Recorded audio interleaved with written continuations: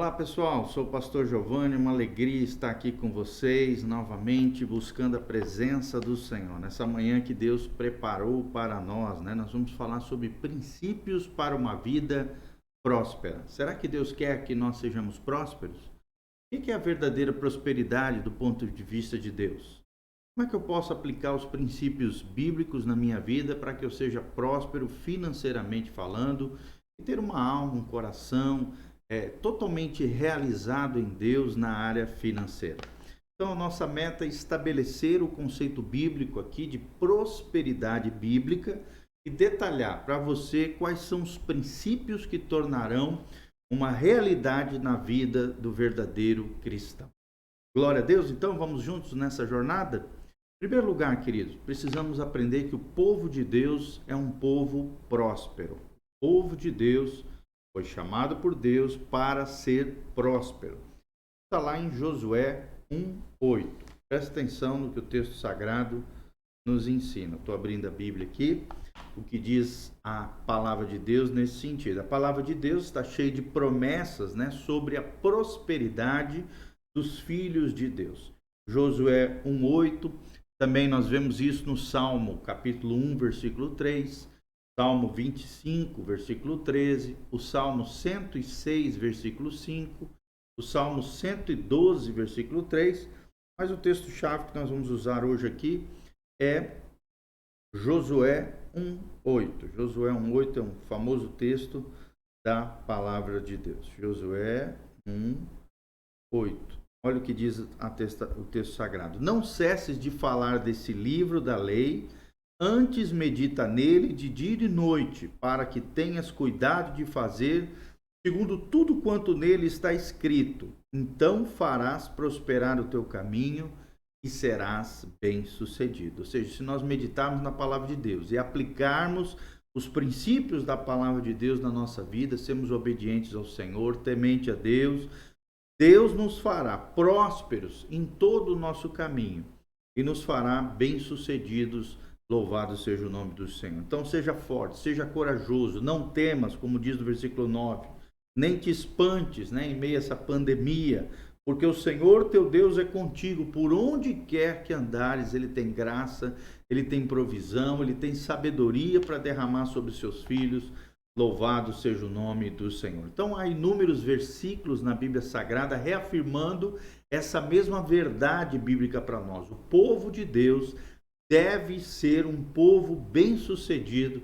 É o que nós vemos no capítulo 28, de 1 a 14, sobre as bênçãos de Deus ao povo de Deus, aqui no caso é Israel, mas também são válidos para nós. Se nós atentamente ouvirmos a voz de Deus e obedecemos os seus mandamentos, diz o texto sagrado, nós comeremos do melhor dessa terra. Ou seja, a vida de Jesus, a vida que Jesus veio conquistar para nós no Calvário, é uma vida abundante.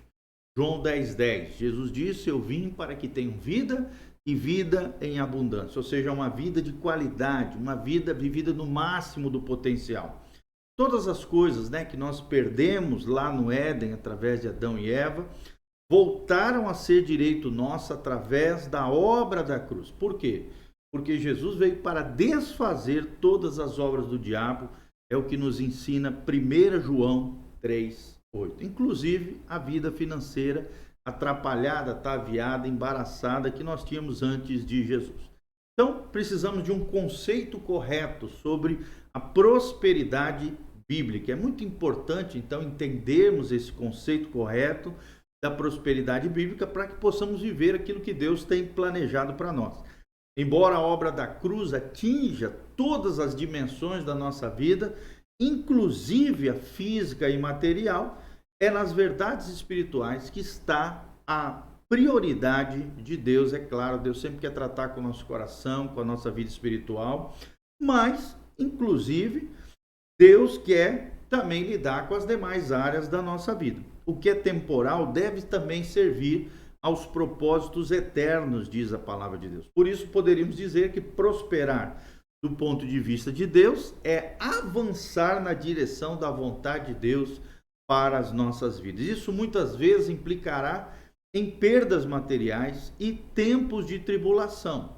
Sim, quando Deus precisar disciplinar a gente nos corrigir em alguma área da nossa vida.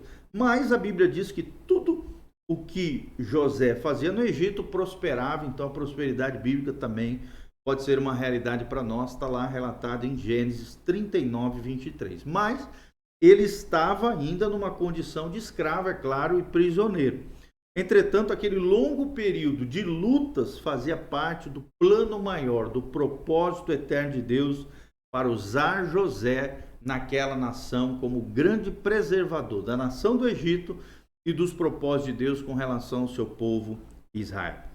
Segundo lugar, nós precisamos aprender a abrangência da prosperidade bíblica. Qual é a abrangência? Qual é a influência? Qual é o alcance da prosperidade bíblica? Nós precisamos entender que a obra da cruz atingiu nosso espírito, nos reconciliando com Deus, mas também nos devolveu, amados, a condição de vivermos uma vida honrosa, uma vida digna, uma vida honrosa diante do Senhor, diante das pessoas. Então, como filhos de Deus, também temos direito a uma vida emocional equilibrada. Glória a Deus, é o que diz 3 João 1:2. A saúde dos nossos corpos também é um direito nosso no Senhor Jesus. Isaías 53, de 4 a 5, fala sobre a saúde provinda da obra de Jesus. E ao vermos as nossas necessidades também plenamente supridas, é outra promessa que Deus tem para nós em Filipenses 4:19. Todas as nossas necessidades serão supridas pelo poder de Deus, é o que Paulo fala em Filipenses 4:19. Se nós orarmos, se nós clamarmos ao Senhor, se nós cumprirmos as nossas responsabilidades, é essa promessa que Deus tem para nós. A sermos também bem-sucedidos em tudo aquilo que fizemos, se tememos ao Senhor, andarmos nos seus caminhos, também é promessa de Deus no Salmo 1:3. E ao levantarmos também famílias abençoadas por Deus, podemos desfrutar da bênção e da prosperidade do Senhor, é o que diz o Salmo 128, de 1 a 4. Bem-aventurado o homem que teme ao Senhor e anda nos seus caminhos, feliz comerá do fruto do seu trabalho, feliz serás e tudo te irá bem, é o que diz o salmista no Salmo 128. Ou seja, e também quando nós nos tornamos pessoas respeitáveis no meio em que vivemos, ou seja, na sociedade. Deus não nos chamou para passar vergonha diante da sociedade. Deus não nos chamou para envergonhar o nome de Jesus. Não, Deus nos chamou para sermos dignos, honrosos, abençoados do ponto de vista de Deus. Tá bom? Essa é a regra.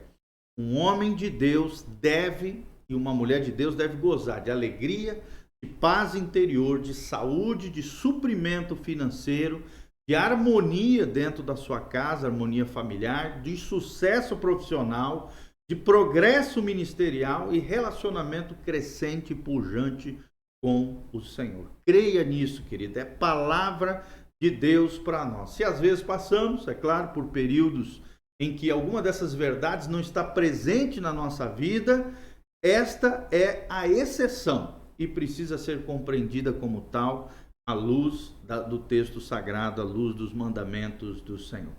Terceiro lugar, precisamos compreender as lutas e provações. Precisamos compreender as lutas e provações, é o terceiro princípio que nós aprendemos hoje. Ou seja, apesar de todas as promessas bíblicas de abundância, de prosperidade sobre as nossas vidas, é claro que o Senhor nunca disse que estaríamos livres de dificuldades. Agora mesmo nós estamos vivenciando um tempo de pandemia, crise econômica, dificuldades. Muito pelo contrário, Jesus nos preveniu de que teríamos sim aflições. Jesus diz isso em João 16:33. No mundo tereis aflições, porém tende bom ânimo. Eu, diz Jesus, venci o mundo.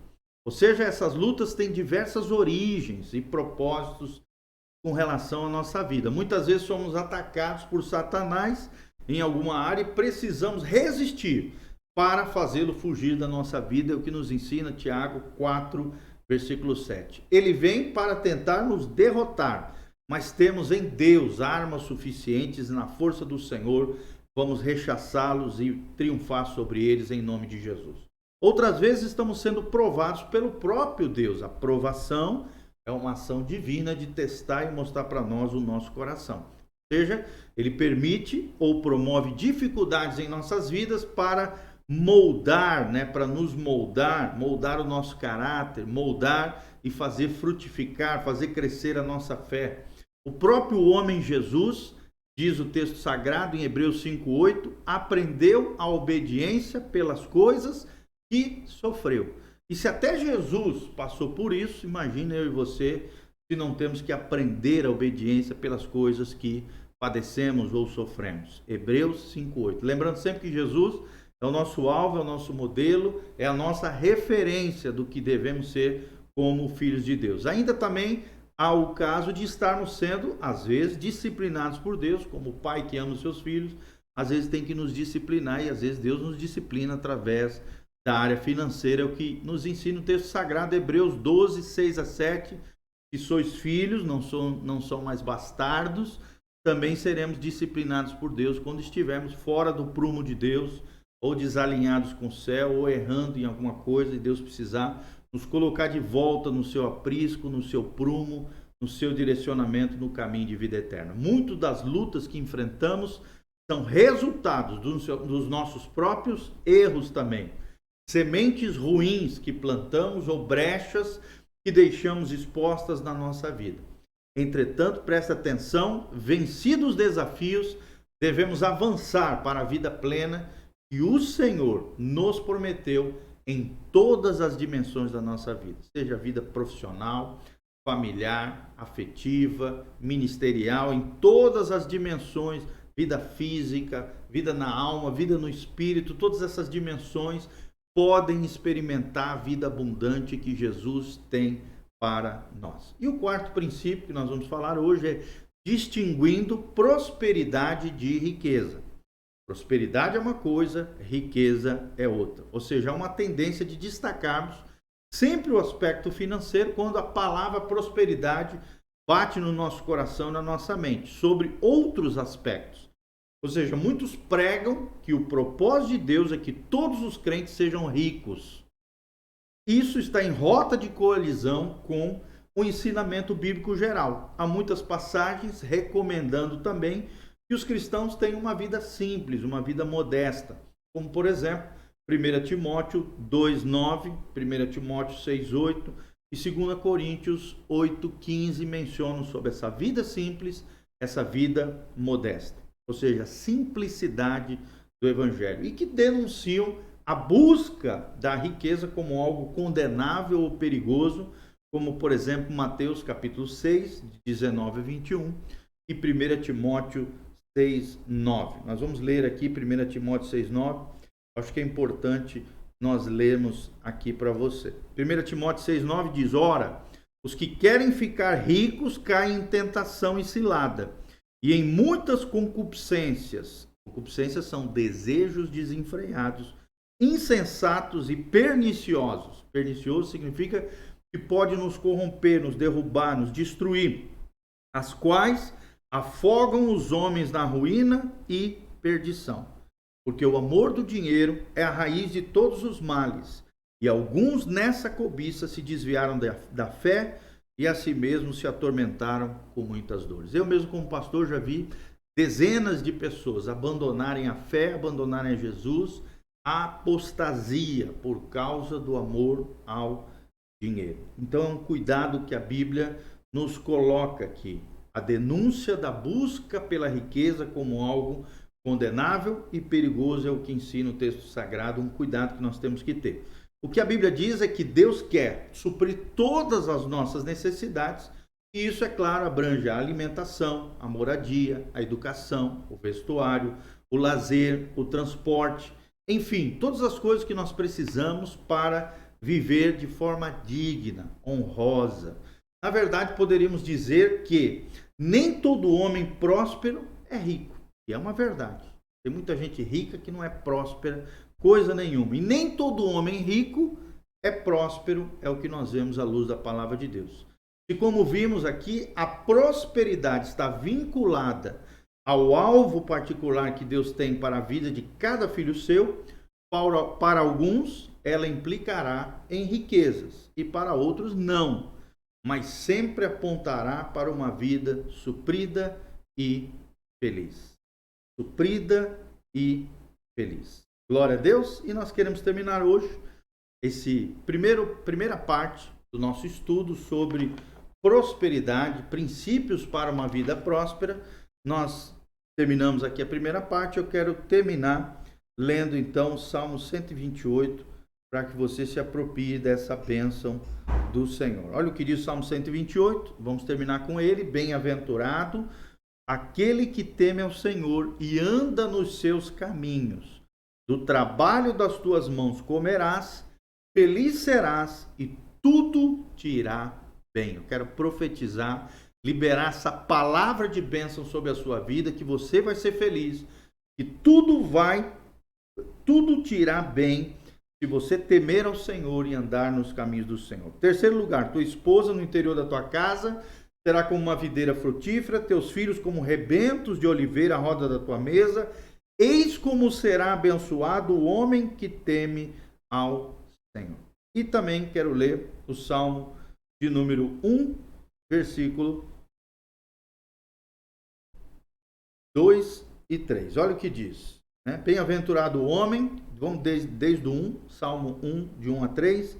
Bem-aventurado o homem que não anda no conselho dos ímpios, não se detém no caminho dos pecadores, nem se assenta na roda dos escarnecedores.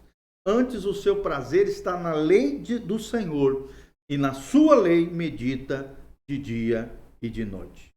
Ele é como uma árvore plantada junto aos ribeiros de água, que no seu devido tempo dá o seu fruto, e cuja folhagem não murcha, e tudo quanto ele faz será bem sucedido. Quero declarar isso sobre a tua vida, que tudo o quanto você fizer seja bem sucedido. Que você seja como uma árvore plantada junto ao ribeiro das águas. As águas aqui é um símbolo da palavra, é um símbolo também do Espírito Santo, que é a água viva em nós.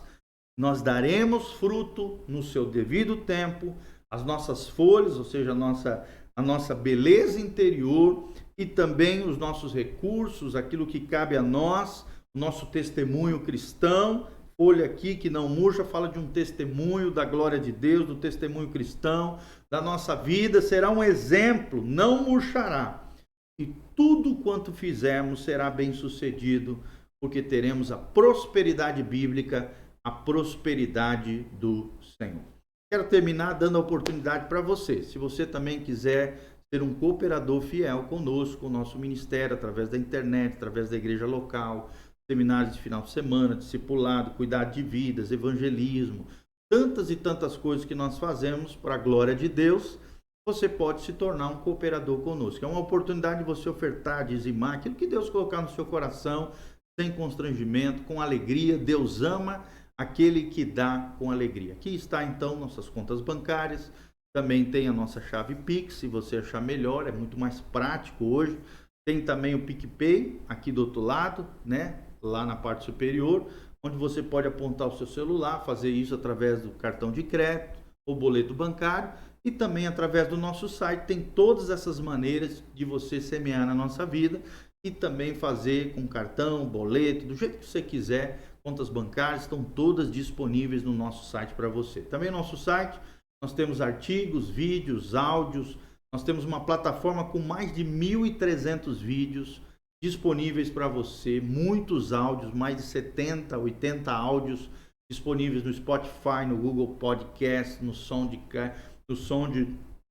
SoundCloud, várias e várias plataformas de mídias hoje para abençoar a sua vida e seu coração, te fazer crescer e florescer no Senhor. E se você quer cooperar conosco com tudo isso que nós estamos fazendo, apoia pastores, ajuda igrejas locais, ministério missionário, ministério apostólico, ministério de expansão do reino de Deus através da pregação da palavra de Deus. Você está vendo que nós estamos falando várias citações bíblicas, textos bíblicos, textos da palavra de Deus, porque o que transforma a nossa vida não é lorota, não é migué, não é falação, é a palavra do nosso Deus. Então, se você quiser se tornar um cooperador fiel, aqui estão os nossos dados, você fique à vontade com relação a isso, e nós vamos encerrar esse momento orando por bênção e prosperidade para você, para que tudo aquilo que você fizer, você seja bem sucedido Louvado seja o nome do Senhor. Nós lemos lá em Josué, capítulo 1, 8.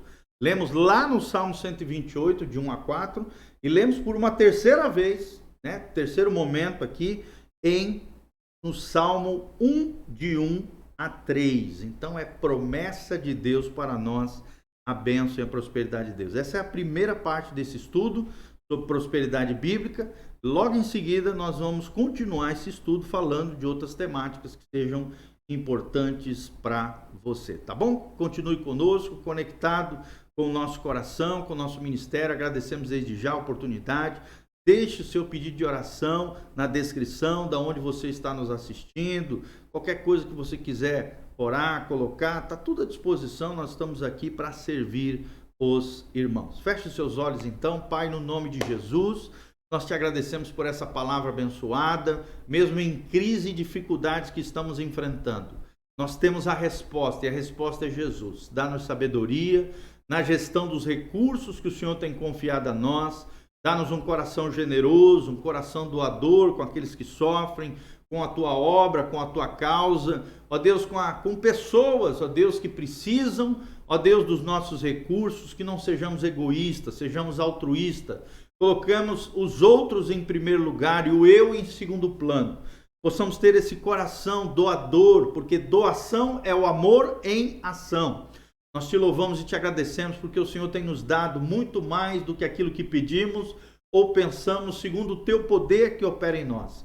E nós tomamos posse da tua palavra que diz que todas as nossas necessidades serão supridas pelo poder de Deus. Dá-nos a prosperidade bíblica, uma prosperidade equilibrada, onde nós vamos viver uma vida digna, honrosa diante de Deus, diante dos homens. Ainda vamos ter recursos abençoados para abençoar outras pessoas e ser uma bênção para a glória de Deus. Senhor, nos usa poderosamente como um canal de bênção na vida de outras pessoas, para exercermos o favor de Deus, aonde o Senhor nos enviar e nos colocar. Nós te pedimos essa graça, essa bênção no dia de hoje.